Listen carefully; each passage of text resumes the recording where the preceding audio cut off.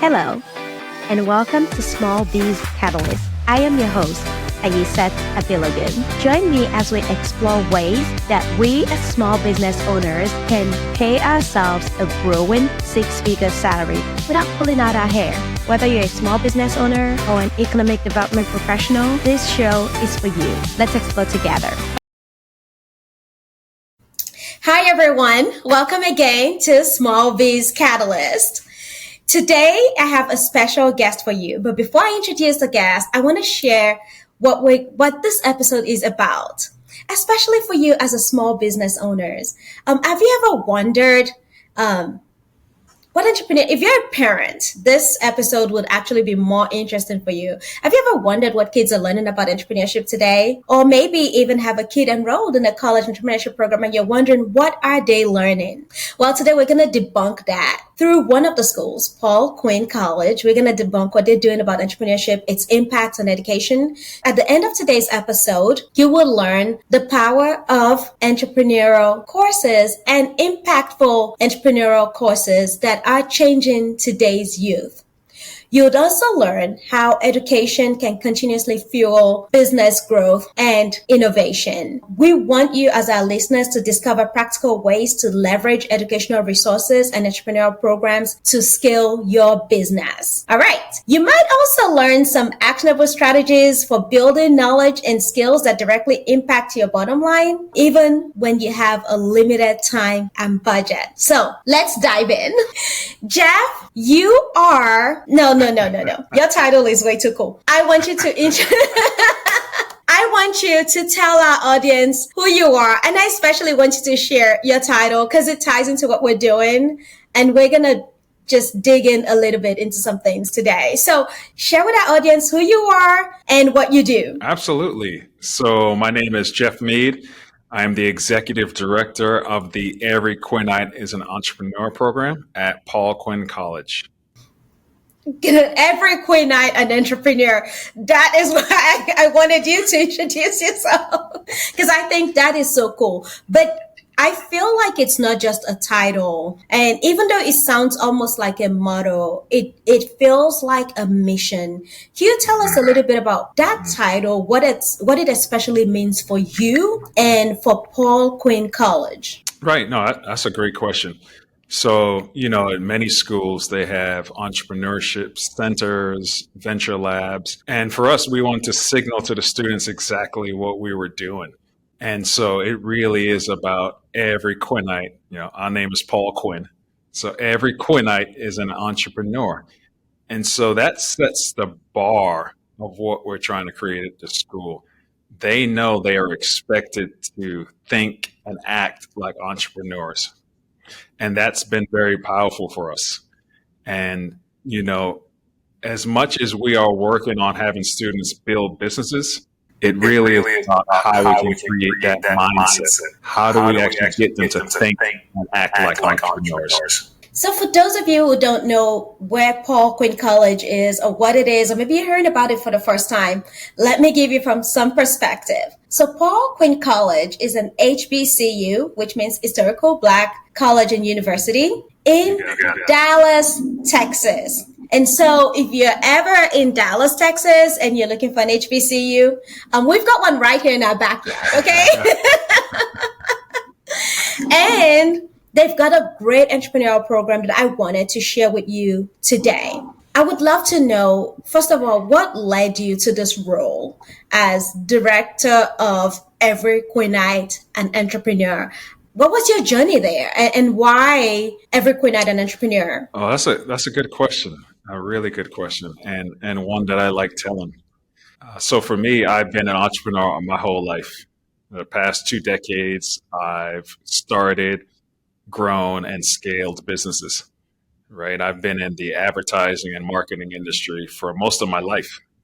I have traveled the country starting businesses, and it's been an amazing ride. In my last business, I was doing management consulting. And I thought what was really interesting about what I was doing was I was helping these smaller to mid-sized boutique agencies grow into larger agencies. But what I noticed was there weren't too many agencies whose owners look like you or I. And fundamentally, I struggled with that. And I was trying to think of some way that I could change that. And so I had this crazy idea, maybe I could create a curriculum for smaller agencies. And as I started pressure testing that idea and saying, oh, maybe I'll create a curriculum, do it online, invite smaller agencies to come do it, it ended up being a horrible business, right? Like, the business model was awful and wasn't something that I wanted to do. And so as I thought about it, I was like, there are people who understand how to build curriculum, and those people are higher education institutions. And so in many ways, I thought maybe I should partner with them in some way to get this off the ground. And so I started reaching out to my contacts and massaging and shaping the idea. And I had a conversation with some of my colleagues up at Babson College, which is my alma mater. And they've been ranked #1 entrepreneurship institution since I was there. So you're going on they've been ranked #1 for probably the past 30 years. So it's part of their DNA. And so I was talking with some folks up there about this idea. And they said to me, there was this guy up here about 2 years ago, and he was kicking the tires because he wanted to really understand how he could bring this thinking to his institution. And they said, he's down there somewhere by you in Texas. People in the Northeast don't understand the geography of Texas. So they were like, he's in Texas somewhere. And so I said to them, well, it could either be next door or it could be the distance between Boston and DC. So I said, give me his name and I'll talk to him. And it turned out to be the president of Paul Quinn College. And luckily for me, one of my clients at the time was really good friends with him. And she made the connection. And we talked about my vision for an entrepreneurship program. And he told me his vision. And after he told me his vision, I thought he was being sarcastic because he pretty much said what I wanted to do. And that was last summer. And so I started at Paul Quinn last November. So I've been here a little over a year now, and it's been an exciting ride. Anniversary. Thank you. So there's some things you said that I don't want us to miss. Mm-hmm. One, your network. Right. You pursued your network all the way up to your alma mater. And I know a lot of us are always wondering, I don't have this network, or I don't know where to find my network. Your school might actually be a great place for you to start networking and start seeking that connection. If you're a student or even an alumni and you're not doing anything with your college, that might be a great place for you to network or even find information. And then the second thing, you actually did the legwork. You kept talking about what you wanted to do and kept looking for who would do it. And I love the fact that, you actually started this on your own and you realized, okay, you know what, this is not working. This is not a great business model. And then you pivoted to partnering with an organization that you thought would help you carry out that initiative. And I just don't want us to miss that because, sometimes as entrepreneurs, we're always kicking the dirt, digging deep, trying to figure out what to do. So guys, I just want us to not miss that our network is so critical. And then, of course, just voicing out your thoughts, what you want to do. Keep talking to people until you're talking to the right person. So true. So I have another question for you. So now you've started this program, Every Quinnite, an Entrepreneur. What are some of the biggest challenges that your students have faced when launching their ventures, or even where are they? Where are your students entrepreneurially? Because I know a little bit background, and I'm trying to make sure that I don't frame these questions in a way where I'm ignoring those little things that people do not know. So you've started this program, you're 1 year into it. Tell us, where is it? And what are some challenges that you have faced or some challenges that your students have faced? Yeah, so I think what's fascinating about the way we do it is we're starting with our freshmen. And so our freshmen come to campus before everybody else. They land about 6 weeks before the rest of the students in the summertime What? for our summer bridge program. And so one of the first faces all the freshmen get to see is me. And I put them through a principles of entrepreneurship class. And so it's rigorous. And at the end of 6 weeks, they all have to do a pitch. And this pitch is based on some problem that they have seen in their life, their neighborhood, or their community. The goal is that your pitch actually has to solve a problem. And so it's a boot camp, right? It's an accelerator on steroids, but it's an accelerator when you're 18, 19 years old, right? So that's really tough. So that's exciting. And then what we've done this first year is after summer bridge, we've taken a cohort of students and they are in a 1 year program. So it's going to be the fall semester, this semester, and spring. And so throughout this whole fall semester, we've been pressure testing ideas. Students have been combining their ideas into one business.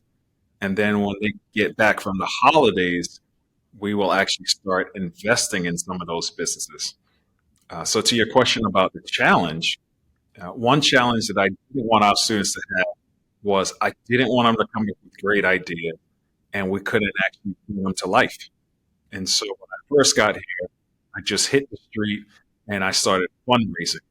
And so we have a seed fund so we can invest in our students' ideas. And that is phenomenal because we don't have to wait for somebody else to say yes to our students. They essentially go through our programs. We work with mentors too. We bring in mentors to help the students' ideas come to life. And once we all say this is a viable business, right? And when I say mentors, these are folks who work at accelerators. These are folks who are in private equity. These are folks who are in industry. So they know when it's viable.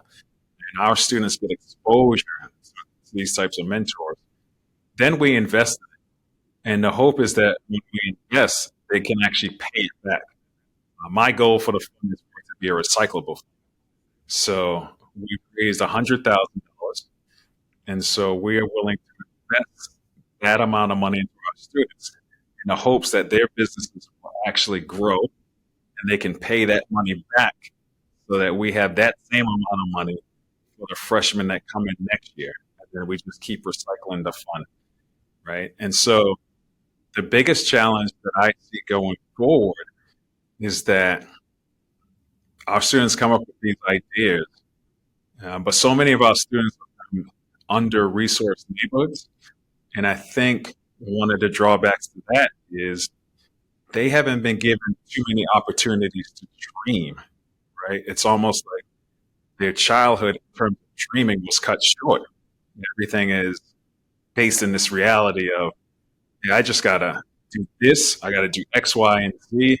Because I got to make sure that we have fun, right? And so it's what I'm trying to say is like when you're a kid, you're in this special place where you could dream all the time. Like you can have these big dreams, and sometimes adults may hate your dreams, and they're like, "Oh, that's crazy. You can't do that." And now you have these students who may have been told that. Then they meet me, and I'm saying, "Dream bigger."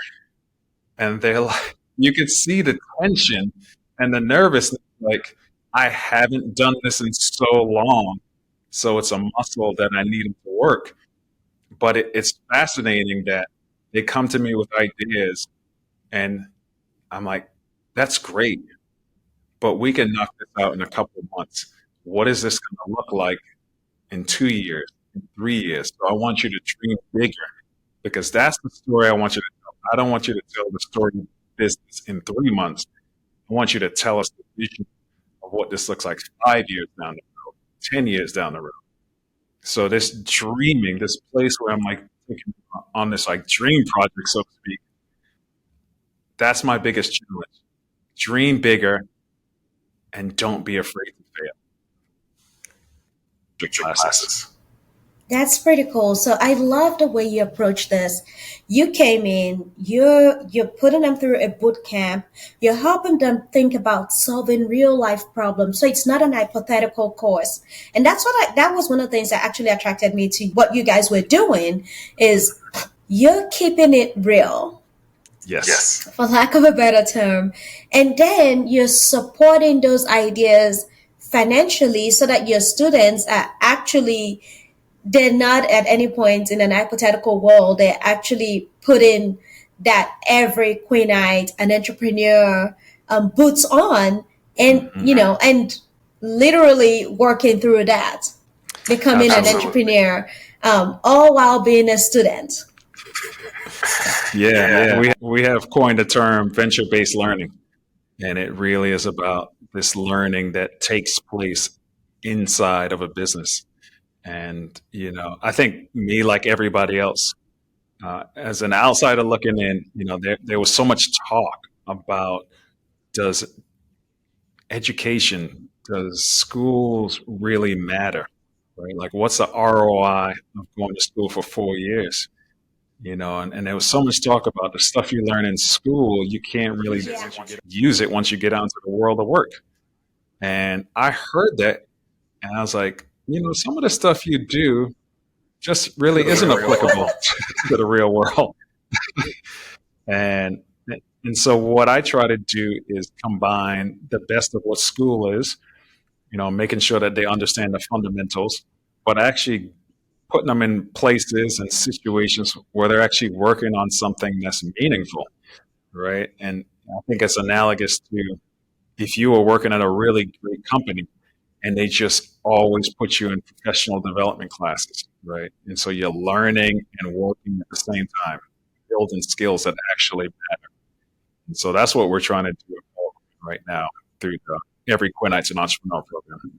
When we talk about college being irrelevant in the workplace, for that kid who really wants to pursue entrepreneurship, it almost feels even more irrelevant because you've learned all the skills, but you don't know how to be independent and be on your own in the business world.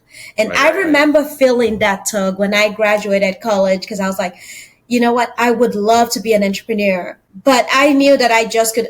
And back in my days, there were no entrepreneurial courses of any sort, imaginary or real. Yep.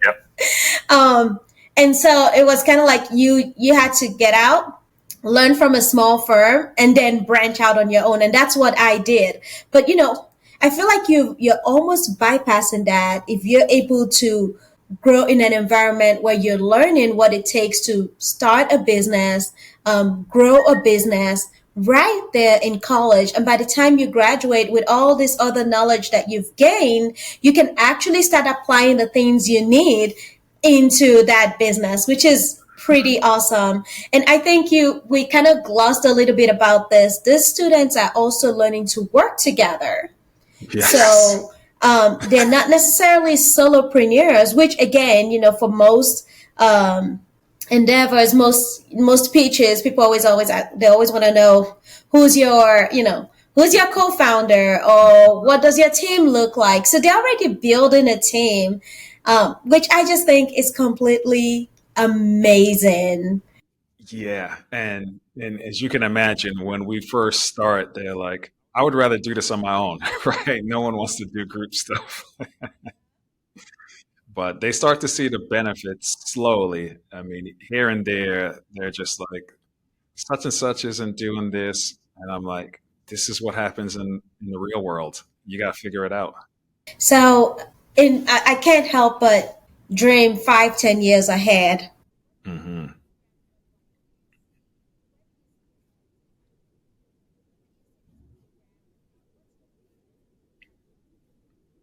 Yeah. No, it's not a secret. As you can tell by my stories, I love sharing what I'm thinking, hoping that it will enlist people into the idea and, find resources that I didn't even think about. So I think the beautiful thing about looking at 5 to 10 years is I'll have alumni, right? Like Yes. that would be amazing.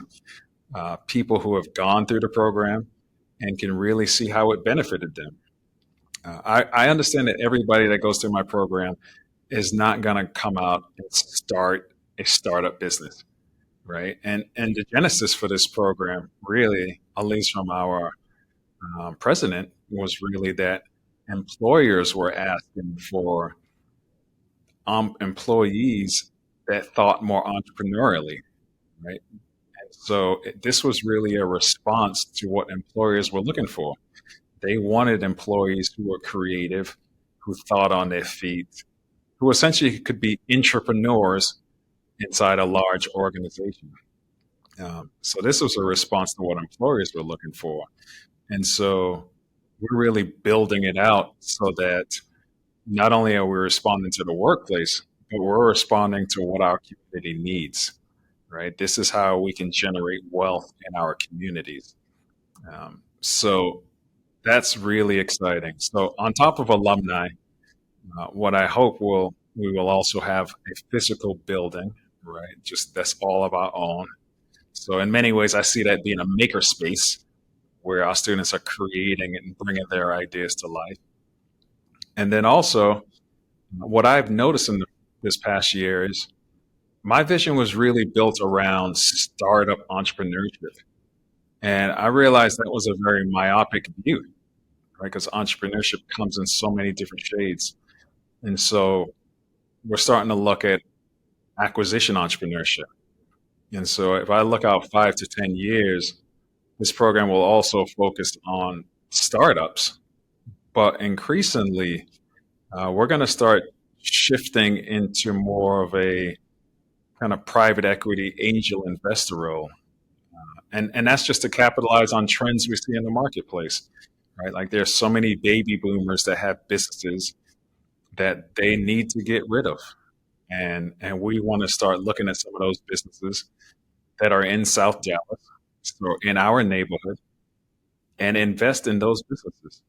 And so part of what this program will be is we will be starting up businesses, but we will actually own businesses. And so this would be a great place for us to partner with local entrepreneurs and then have our students take apprentices relationships in those businesses.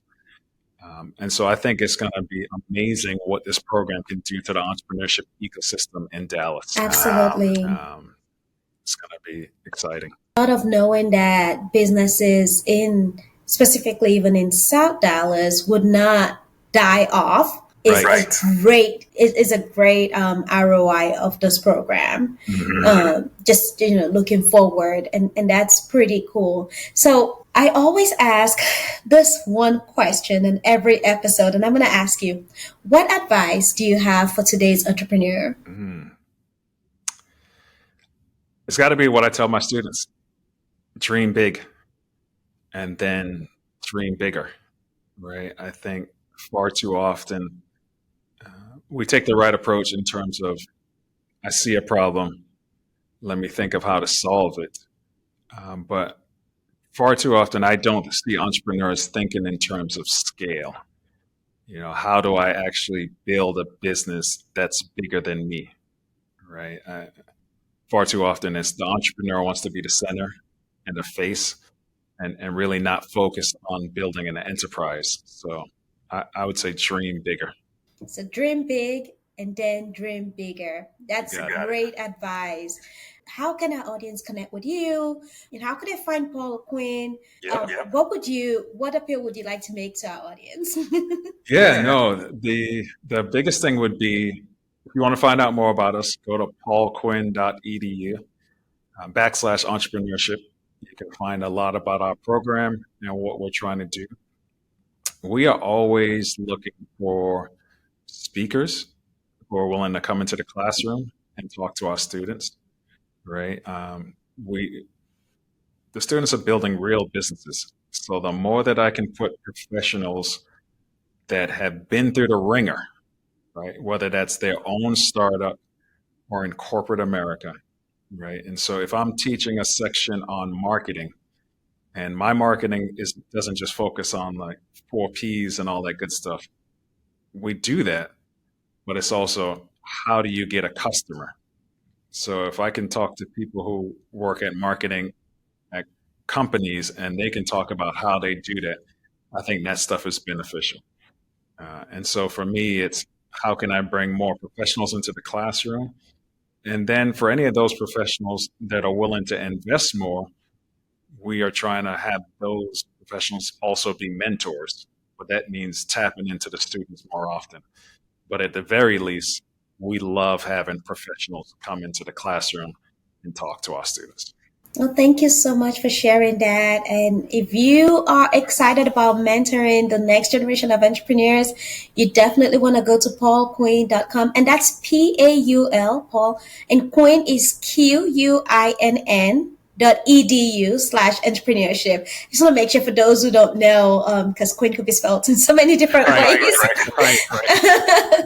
So Paul Quinn, PAULQUINN.edu/entrepreneurship is the space for you to start. Thank you so much, Jeff, for your time. I really enjoyed chatting with you, getting to know more about your program, about what's happening here in South Dallas in our backyard. I especially just enjoyed learning about your entrepreneurial program, and I know it's going to make such a huge difference, not only to the students, but to the communities that serve them and the community that you're in. Right. Thank you so much. It's been a pleasure speaking with you. Absolutely. Hi there. Are you a young entrepreneur? Are you 27 years or younger? Have you had an interest in having your own business, or maybe you already do? If you are a Texan or a student in Texas and are interested in not only competing for bragging rights, but you really want to grow your business, you should register to compete in Texas Entrepreneur Ecosystem Young Entrepreneur Competition. So go to texasecosystem.org/YEC for Young Entrepreneur Competition and register today. We can't wait to see you there. You'll be connected with mentors, with courses that would help you launch your business if it's not launched. And if your business is already launched and it's less than 2 years, we want you to come compete. Show the world who is the young boss in Texas. All right. See you there. Find out more on texasecosystem.org/YEC.